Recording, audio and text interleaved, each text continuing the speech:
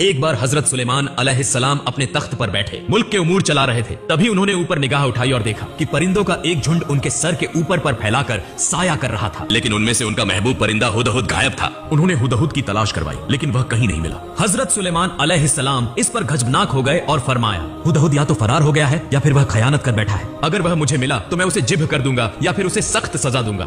یہ کہہ کر انہوں نے ایکاب نامی ایک جن کو ہدہد کی تلاش میں روانہ کیا۔ ایکاب تیزی سے سفر کرنے لگا، کچھ دوری طے کرنے کے بعد اس کی ملاقات ہدہد سے ہوئی۔ تب ایکاب نے اسے حضرت سلیمان علیہ السلام کے غضب کے بارے میں بتایا اور کہا کہ اسے ان کی تلاش میں بھیجا گیا ہے۔ یہ سن کر ہدہد بولا، میں ایک مبارک خبر لے کر آیا ہوں جس سے حضرت مجھ سے بالکل ناراض نہیں ہوں گے۔ ایکاب نے پوچھا، بھائی وہ خبر کیا ہے؟ ہدہد بولا، وہ خبر میں حضرت سلیمان علیہ السلام کے سامنے جا کر ہی سناؤں گا، چلو ہم وہیں چلتے ہیں۔ پھر دونوں حضرت سلیمان علیہ السلام کے دربار میں حاضر ہوئے۔ ہدہد حضرت سلیمان علیہ السلام کے سامنے جا کر مسکرایا اور عرض کیا، یا نبی اللہ، میں آپ کے پاس ایک نئی خوشخبری لے کر آیا ہوں، اگر آپ اسے سنیں گے تو یقیناً خوش ہو جائیں گے۔ حضرت سلیمان علیہ السلام ہدہد کی بات سن کر غصے میں نہیں آئے، بلکہ انہوں نے اطمینان سے ہدہد سے پوچھا، تم کون سی خبر لائے ہو؟ فوراً مجھے بتاؤ۔ تب ہدہد نے کہا، یا نبی اللہ، میں تھوڑے وقت کے لیے آپ کے تخت سے باہر گیا تھا، تبھی میں نے دیکھا کہ میرا ایک قبیلی بھائی پرندہ اڑ رہا تھا، میں نے اسے پکارا تو وہ میرے پاس آ گیا، ہمارے درمیان پرانے تعلقات کی باتیں ہوئی، پھر ہم نے ایک دوسرے سے پوچھا کہ ہم کہاں رہتے ہیں۔ جب اس نے مجھ سے پوچھا کہ میں کہاں رہتا ہوں تو میں نے آپ کے مقدس دربار کے بارے میں بتایا، لیکن اسے آپ کی حکومت کا کوئی علم نہیں تھا۔ تب میں نے کہا، تم ایسی سلطنت میں رہتے ہو جہاں حضرت سلیمان علیہ السلام کی حکومت کی کوئی خبر نہیں پہنچتی۔ تب اس نے جواب دیا، میں ایک ایسی ملکہ کے ملک میں رہتا ہوں جو اتینت روپوتی،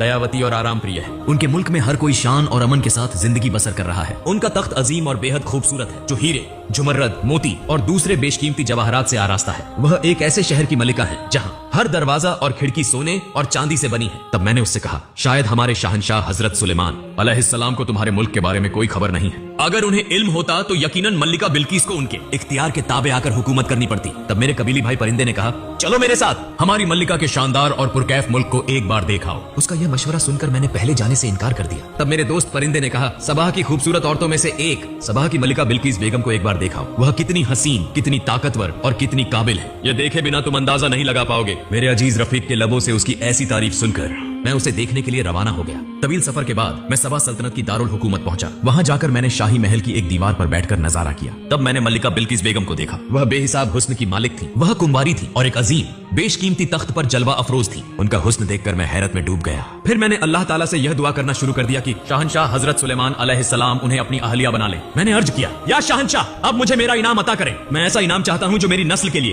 عزت و شرافت کی علامت بن کر رہے۔ حضرت سلیمان علیہ السلام نے ہدہد کی بات سن کر فرمایا، اگر جو تم کہہ رہے ہو وہ حق ہے تو بے شک تمہیں اس کا انعام ملے گا، لیکن اس سے پہلے میں یہ تصدیق کروں گا کہ تم سچے ہو یا جھوٹے۔ اگر تم اپنی خبر میں سچے ہو تو میں اللہ رب العزت سے دعا کروں گا